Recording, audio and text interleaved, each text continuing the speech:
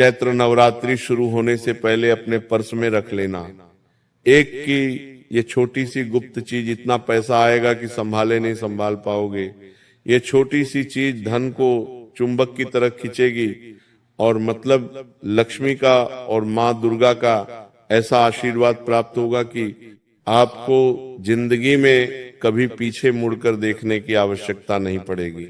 जी हाँ दोस्तों, आपका पूरा कुल, आपका पूरा वंशज बैठे बैठे धन खाएगा आज।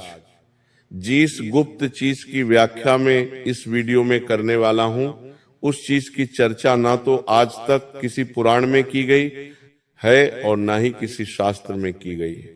देखिए दोस्तों, ये चीज बहुत गुप्त है, लेकिन मैं कहता हूं कि ये चीज आपको आसानी से अपने घर के आसपास या अपने घर में ही मिल जाएगी। देखिए, इस उपाय को करने के लिए आपको कोई लाखों करोड़ों रुपए खर्च नहीं करने हैं। इस उपाय को करने के लिए आपको सिर्फ अपना मन पवित्र रखना पड़ेगा और शुद्ध रखना पड़ेगा। जी हाँ, अब आप यही सोच रहे होंगे कि गुरुजी आखिर ऐसी कौन सी चीज बताने वाले हैं। तो देखिए, ये जो गुप्त चीज है ये साधारण नहीं है। इस गुप्त चीज में 9 देवियों का आशीर्वाद छुपा हुआ है। 33 कोटि देवी देवताओं की शक्ति इस छोटी सी चीज में समाहित है। तो दोस्तों देखिए, मैं आपको बता देता हूं कि चैत्र नवरात्रि जिसे साल की सबसे बड़ी और महत्वपूर्ण नवरात्रि माना जाता है। नवरात्रि में माँ दुर्गा को प्रसन्न करने के लिए लोग कई तरह के उपाय करते हैं, व्रत करते हैं, पूजा अर्चना करते हैं, पाठ करते हैं। जी हाँ, क्यों करते हैं? ताकि माता लक्ष्मी और माँ दुर्गा का आशीर्वाद उन्हें मिल जाए। लेकिन आज जो गुप्त चीज मैं आपको बताने जा रहा हूं, वो गुप्त चीज यदि नवरात्रि से पहले आपने अपने पर्स में रख ली तो मैं गारंटी के साथ कहता हूं कि आपको माता लक्ष्मी और माँ दुर्गा को प्रसन्न करने के लिए कोई व्रत, पूजा पाठ और उपवास रखने की जरूरत नहीं पड़ेगी, क्योंकि यह चीज इतनी गुप्त है और माँ दुर्गा को इतनी प्रिय है कि जो भी भक्त ये चीज अपने पास रखता है, माँ दुर्गा और माँ लक्ष्मी हमेशा उस व्यक्ति के साथ चलती है। तो देखिए, वीडियो बहुत खास होने वाली है। वीडियो को शुरू करने से पहले आप सभी इस वीडियो को लाइक कर दीजिएगा और कमेंट बॉक्स में आपके जीवन में जो कुछ भी समस्याएं आ रही हैं वह हमें लिखकर अवश्य बताना। हम आपकी सभी समस्याओं का समाधान करेंगे और आपके जीवन को साकार बनाएंगे। तो दोस्तों, आप सभी को मैं बता देता हूं कि नवरात्रि वह पावन समय माना जाता है, वह दिव्य समय माना जाता है जब पूरे ब्रह्मांड की दिव्य ऊर्जा विशेष रूप से जागृत रहती है। क्योंकि नवरात्र के दिनों में माँ दुर्गा और माँ लक्ष्मी अपने भक्तों के घर जाती है, उन्हें आशीर्वाद देती है। देखिए, नवरात्र के दिनों में कई घरों में माता की चौकी लगाई जाती है, माता को विराजमान किया जाता है, सुबह शाम माता को भोग लगाया जाता है। अब भक्तों का प्यार देखकर मां दौड़कर नहीं आएगी तो क्या होगा? जी हां दोस्तों, देखिए, ऐसा कहा जाता है कि इन 9 दिनों में मां दुर्गा के 9 रूप धरती पर अपनी शक्ति का संचार करते हैं, भक्तों को एहसास दिलाते हैं कि मां दुर्गा उनके साथ है। जी हां, जो व्यक्ति श्रद्धा, संयम और विश्वास के साथ इन दिनों का पालन करता है, उसकी किस्मत की बंद पड़ी राहें भी खुलने लगती है। जी हां दोस्तों, देखिए, मैं आपको बताता हूं कि आज के जीवन में हर व्यक्ति किसी न किसी दुख से परेशान है, हर व्यक्ति किसी न किसी तकलीफ से रहा है। घर में विवाह योग्य बेटे बेटियां हो गए हैं, लेकिन उनके विवाह के योग्य नहीं बन पा रहे हैं। घर में पैसा आता है, लेकिन वही पैसा घर की गोली दवाइयों में, बीमारियों में और घर खर्चों में चला जाता है। जेब में एक नहीं टिकता है। कई बार घर में अचानक कोई बीमारी आ जाती है, कई बार घर में नकारात्मक ऊर्जा आ जाती है, जिस वजह से घर में आए दिन क्लेश होने लगते हैं। परिवार के लोगों की आपस में नहीं बनती है और परिवार का पूरा माहौल बिगड़ा हुआ रहता है। तो देखिए, इन सभी समस्याओं का सिर्फ यही एक छोटा सा उपाय है कि आपको ये छोटी सी चीज नवरात्रि से पहले अपने पर्स में रख लेनी है। जी हाँ, देखिए, हमारे शास्त्रों में एक चीज और कही गई है। हमारे शास्त्रों में ये बताया गया है कि नवरात्रि केवल व्रत रखने या पूजा करने का पर्व नहीं है। इतना आप ध्यान से सुनना। नवरात्रि का मतलब लोग क्या समझते हैं कि मैं तो माता रानी की पूजा करूंगा, मैं तो माता रानी का व्रत करूंगा तो मेरी नवरात्रि सफल हो जाएगी और मुझे माता लक्ष्मी और मां दुर्गा का आशीर्वाद प्राप्त हो जाएगा। तो ये आपकी सबसे बड़ी गलतफहमी है। देखिए दोस्तों, माता लक्ष्मी और मां दुर्गा के नियम बहुत कठोर होते हैं। हर कोई व्यक्ति मां दुर्गा और मां लक्ष्मी को आसानी से प्रसन्न नहीं कर सकता है। इतना आप जरूर ध्यान रखना। तो देखिए, मैंने आपको बताया है कि नवरात्रि केवल व्रत करने और पूजा करने का समय नहीं है, बल्कि ये आत्मशुद्धि, घर की ऊर्जा को पवित्र करने और जीवन की दिशा को बदलने का अवसर भी होता है। लेकिन नवरात्रि जैसे आती है तो इन दिनों में लोग अपने घर की साफ सफाई करना शुरू कर देते हैं। मन में किसी के लिए द्वेष मत रखना, इतना जरूर आप ध्यान रखना दोस्तों। और उसी के साथ माता पिता और जो घर की महिलाएं होती हैं, जो कन्याएं होती हैं, उनका सम्मान करना, उन्हें कुछ भी कटु शब्द, अपशब्द और कटु वचन मत बोलना, और भोजन में सिर्फ और सिर्फ सात्विकता बनाए रखना अत्यंत महत्वपूर्ण माना गया है। जो लोग नवरात्रि के समय अपने घर में दीपक जलाते हैं, माता रानी के सामने लाल पुष्प अर्पित करते हैं और प्रतिदिन कम से कम कुछ समय मां का स्मरण करते हैं, तो उनके घर में सकारात्मक ऊर्जा का प्रवाह बढ़ जाता है। अब ये बात तो बहुत सिंपल सी है कि अगर तुम माता रानी की पूजा करोगे, माता रानी का ध्यान करोगे, माता रानी की सेवा करोगे, तो माता रानी तो तुम्हें जरूर प्राप्त होगी। अब देखिए, माता लक्ष्मी के जो 3 अवतार है, जो 3 रूप है, वह नवरात्र में सबसे ज्यादा सक्रिय होते हैं। पहला रूप है मां दुर्गा का, दूसरा रूप है मां लक्ष्मी का, और तीसरा रूप है मां अन्नपूर्णा का। और यह तीनों ही रूप हमारे जिंदगी के सबसे करीब होते हैं और महत्व रखते हैं। मां अन्नपूर्णा, जिसका स्थान किचन में होता है। जी हाँ, ये बात आप भी जानते हैं कि माता लक्ष्मी भी रसोई घर में ही विराजित होती है, क्योंकि रसोई घर सबसे पवित्र स्थान माना जाता है किसी भी घर का। लेकिन अब कलयुग चल रहा है, पहले के समय में और आज के समय में जमीन आसमान का फर्क है। जिस घर के किचन में भगवान के भोग का प्रसाद बन रहा है, भगवान के भोग की चीजें बन रही हैं, उसी किचन में कुछ लोग ऐसे भोज्य पदार्थ बनाते हैं जिससे माता लक्ष्मी, मां अन्नपूर्णा और मां दुर्गा रुष्ट हो जाती है। क्योंकि अब कलयुग चल रहा है, पहले की तरह सात्विकता, शाकाहारिता बिल्कुल भी नहीं बची है।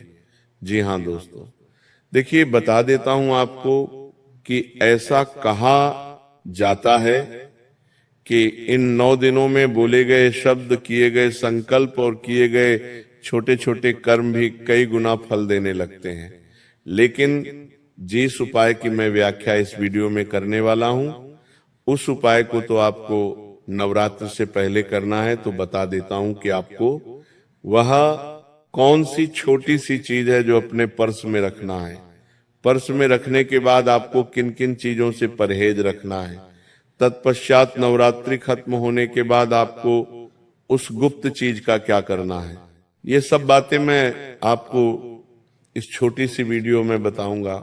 देखिए, मैं आपका ज्यादा वक्त नहीं लूंगा।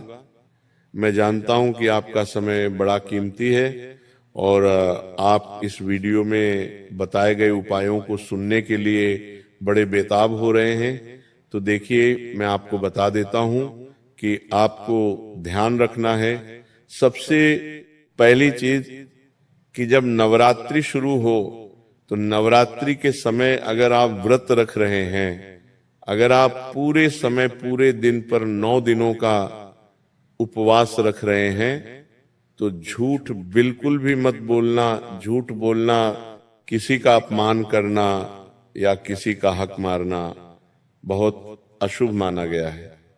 नवरात्र में विशेष रूप से 3 देवियों की कृपा की बात की जाती है। माँ दुर्गा जो बाधाओं को दूर करती है, माँ लक्ष्मी जो धर्म और समृद्धि का आशीर्वाद देती है, माँ अन्नपूर्णा जो घर में अन्न सुख और संतोष की कमी नहीं होने देती है। हमारे कई विद्वान कहते हैं कि जब किसी घर में इन 3 देवियों की कृपा एक साथ होती है तो वहां से गरीबी, कलह और नकारात्मकता धीरे धीरे समाप्त होने लगती है। तो दोस्तों, यही कारण है कि धन, भाग्य और जीवन की दशा बदलने का भी विशेष समय माना जाता है। नवरात्रि और साल की सबसे बड़ी नवरात्रि है। इसी दिन घोड़ी प्रवाह भी शुरू होता है, यानी कि हिंदू नववर्ष। और इस नवरात्र में श्री राम जी का जन्म भी हुआ, रामनवमी। तो इस वजह से इस नवरात्र की ऊर्जाएं और भी बढ़ जाती हैं।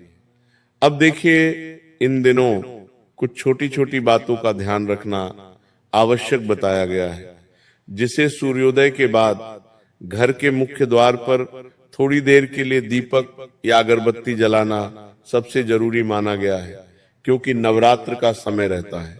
माँ दुर्गा पृथ्वी पर भ्रमण करती है, भक्तों के घर जाती है। अब ऐसे में अगर माँ दुर्गा, माँ लक्ष्मी आपके घर की चौखट पर आएगी और आप सम्मान नहीं करेंगे, तो इससे माँ लक्ष्मी और माँ दुर्गा रुष्ट हो जाएगी और आपके घर में फिर पलट कर नहीं आएगी। जी हाँ, तो बता देता हूं कि घर के मुख्य द्वार पर आपको अगरबत्ती लाना है, घर में झाड़ू को कभी भी उल्टा नहीं रखना है और भोजन दस्त बनाते समय मन में कृतज्ञ का भाव रखना है और किसी भूखे व्यक्ति को यथासंभव अन्न देना है। अब देखिए, मैं आपको बताता हूं कि कहा जाता है कि नवरात्र में किया गया दान, जप या कोई भी शुभ कार्य सामान्य दिनों से कई गुना अधिक फल देता है। पुराने समय में संत महात्मा कहते थे कि नवरात्र केवल मंदिरों में बल्कि हमारे मन और घर की ऊर्जा में भी उतरती है। तो दोस्तों देखिए, मैं आपको उस छोटे से उपाय की तरफ लेकर चलता हूँ, उस छोटी सी गुप्त चीज की तरफ लेकर चलता हूँ। जिस चीज को आपने सुनने के लिए इस वीडियो को ओपन किया है, तो ध्यान से सुनिए दोस्तों कि नवरात्र के समय में किया गया एक छोटा सा संकल्प भी उनके जीवन की दिशा बदल लेता है।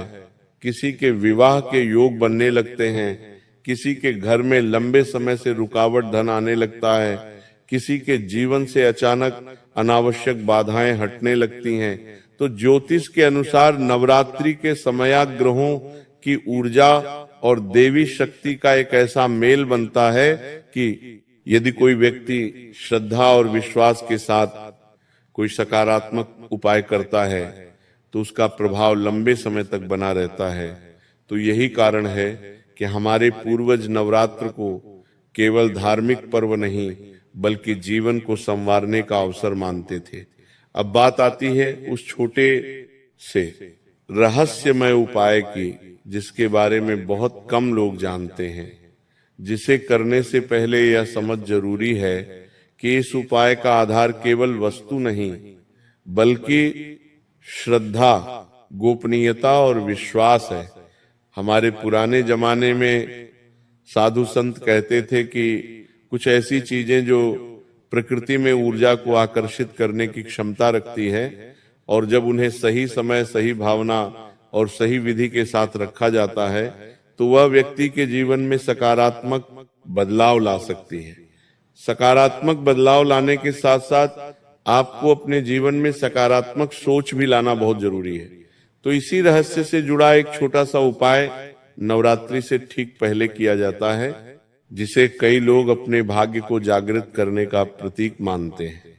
इस उपाय में बहुत ही साधारण लेकिन गुप्त वस्तु का उपयोग किया गया है, और वह एक छोटी सी चीज है जो आपको अपने घर में, अपने घर के आसपास कहीं पर भी आसानी से मिल जाएगी।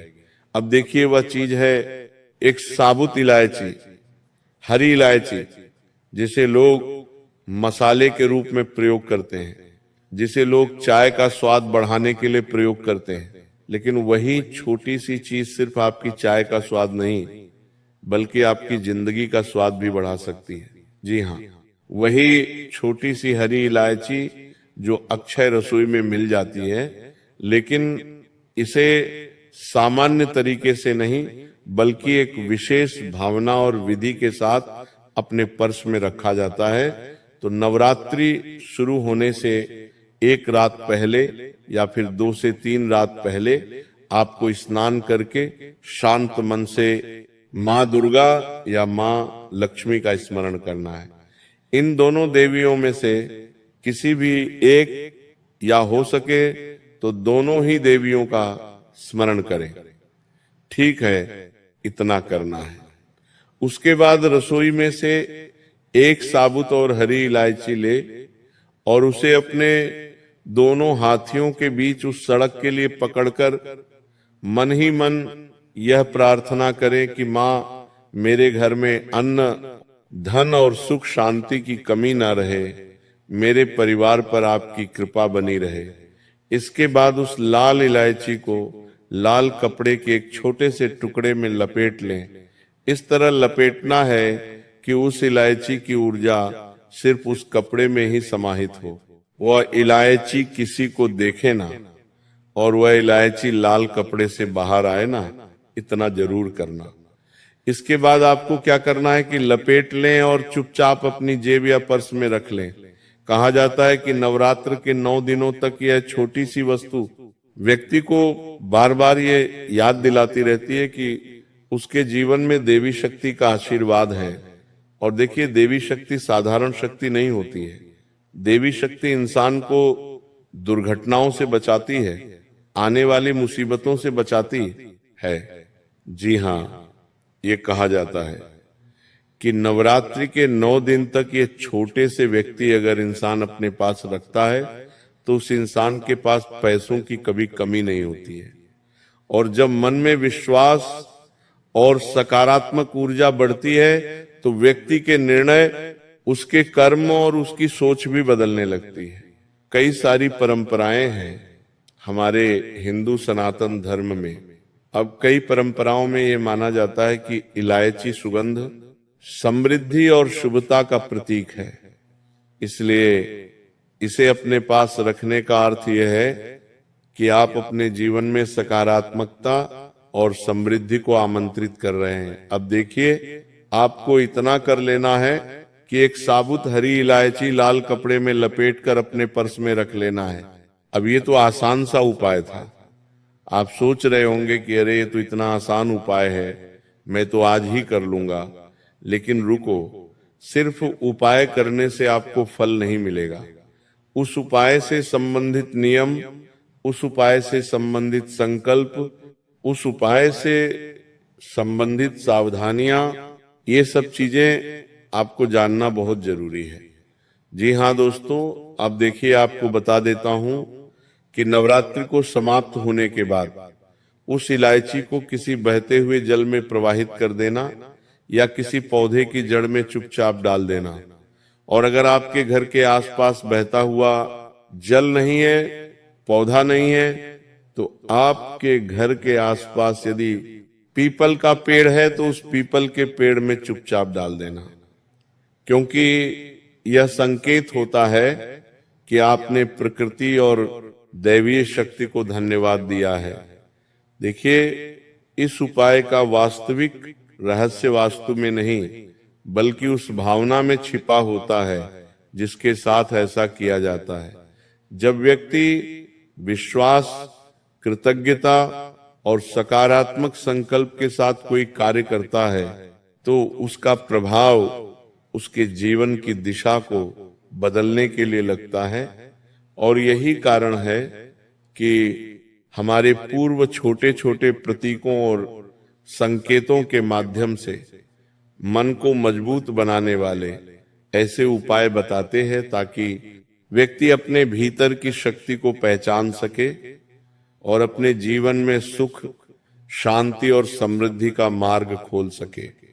अब देखिए दोस्तों, अगर आप उपाय कर रहे हैं तो आपको संकल्प लेना बहुत जरूरी है, क्योंकि अगर तुम ये उपाय किसी का बुरा करने के लिए कर रहे हो तो माँ लक्ष्मी कभी तुम्हें सफलता नहीं देगी। लेकिन अगर आप वही उपाय किसी अच्छे के लिए कर रहे हो, मन शांति के लिए कर रहे हो, अपने परिवार, अपने वंशज को खुश करने के लिए कर रहे हो, तो इससे माँ लक्ष्मी और माँ दुर्गा जल्दी प्रसन्न होगी। लेकिन देखिए, संकल्प लेना बहुत जरूरी है।